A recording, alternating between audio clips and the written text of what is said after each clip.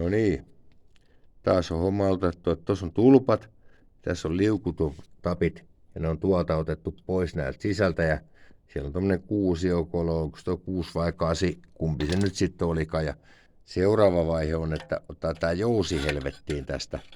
Mutta en mä tiedä, onks ites tullut niin helvetin vittu vanha vai mikä helvetti on, kun nämä niin vanhat jarrut oli niin saatanan kivoja purkaa, ei siinä tarvinnut mitään vippaskonsteja tehdä eikä mitään väännellä ja käännellä ja ne jarrut toimii ihan saatana hyvin.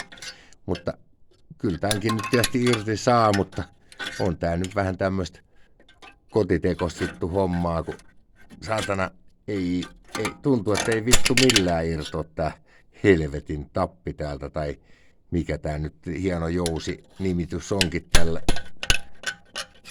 Niin tää on niinku tavallaan vitun työläs ottaa pois.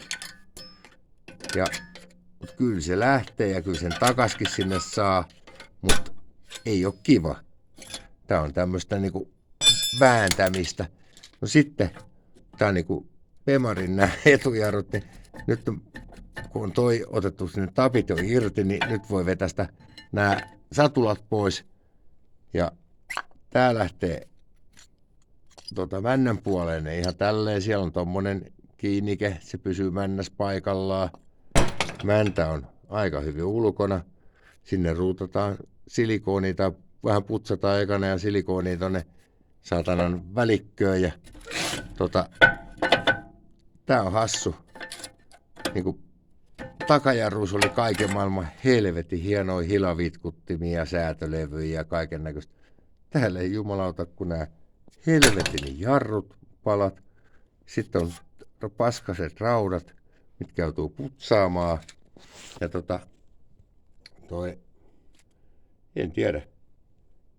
Väli tuntuu, että onko itsestä tullut oikeasti tyhmä vai onko vittu nämä hommat niin tyhmiä, että tehdään ihmisten niin tavallaan kauheat vääntämistä, kääntämistä, mitä on.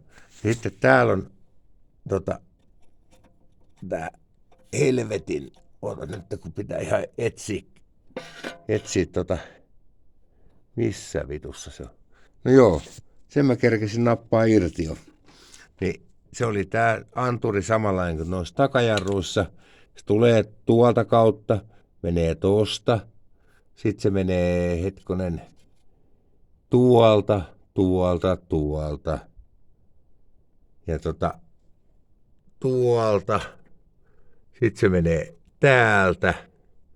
Ja tuolla ylhäällä on se boksi, mihin se tulee kiinni. Ja siellä on niinku tavallaan tuo paskan keskellä. En mä osaa sanoa, että onko vittu suomalainen tyhmä vai onko saksalainen tyhmä vai kukaan tyhmä, mutta en mä nyt laittaisi normaalisti itse ainakaan mitään liitosrasioita tuonne vittu paskaseen lokasuojaan, niin kuin tuo takapäässäkin. Kyllä mä nyt siirtäisin semmoiseen siistiin sisäpaikkaan, mutta ei mitään, se on siinä ja sitten seuraava vaihe on tämä, että otetaan toi helvetin jarrulevy irti ja se lähtee tämmöisellä ihan pulttikoneella ja tälleen tommosia pultteja.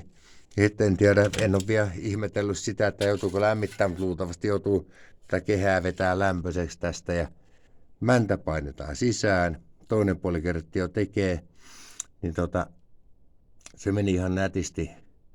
Ja sitten putsataan toi jarrulevystä.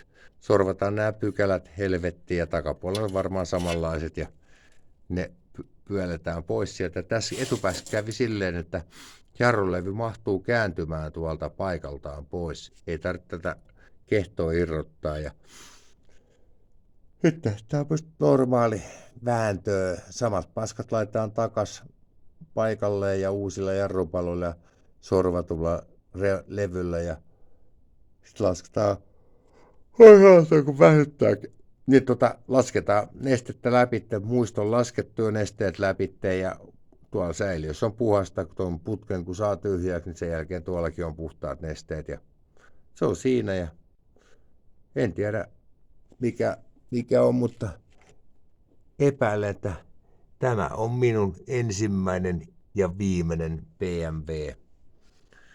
Ja tiedän tasan tarkkaan, joku kattelee tätä, että takkiin tulee joku vittu, tai takkiin saa niin, että vittu kun ruoskalla joku löysi selkää, mutta en tiedä, vituttaa silleen vähän, että luulin saksalaista laatua, mutta nämä on ihan täysiä paskoja. Mutta jokainen tyylillään ja en mä nyt voi sanoa, joku tykkää hyvin on ajaa, kyllä en mä sitä voi kieltää, mutta tää huoltohomma, niin tää on just tehty silleen, että jossain vitun korjaamossa teetät kaikki. Ja jos sä oot varakas, niin eihän sua kiinnosta. Sä istut viinilasin kanssa ja syöt vähän pannakottaa tai jotain hienoa ilmakuivattua kinkkua ja nautiskelet hyvästä illasta naisesi kanssa tai muijasi kanssa tai miehesi kanssa, ketä nyt onkaan. Ja toi korjaamo korjaa ja sinä ajelet vaan ja nautiskelet. Mutta se on taas illat ja jatkamme harjoituksia ja toivotaan, että kaikilla, joilla on Pemari, niin ovat onnellisia. Minä en ehkä niin ole onnellinen, mutta kyllä se siitä taas menee ja se on moikka.